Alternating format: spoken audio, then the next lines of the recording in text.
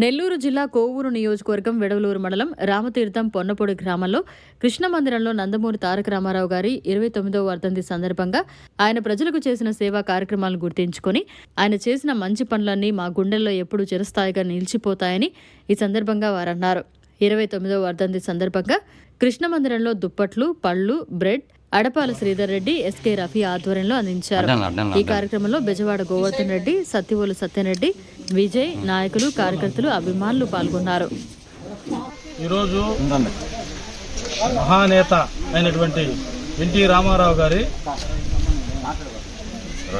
29వ వర్ధంతి సందర్భంగా ఈరోజు మన కోవూరు నియోజకవర్గ శాసనసభ్యులు శ్రీమతి వేమిరెడ్డి ప్రశాంత్ రెడ్డమ్మ గారు ఆదేశాల మేరకు ఈరోజు ఎంపీ వేమిరెడ్డి ప్రభాకర్ రెడ్డి ఆదేశాల మేరకు ఈరోజు వెడవలూరు మండలం ఇన్ఛార్జ్ అయినటువంటి శ్రీధర్ రెడ్డి గారి ఆధ్వర్యంలో ఈరోజు పేదలకు శ్రీ రామతీర్థ పరిసర ప్రాంతాలైన పొన్నపూడి గ్రామంలో వించేసి ఉన్న శ్రీ కృష్ణ మందిరంలో ఈరోజు పేదలకు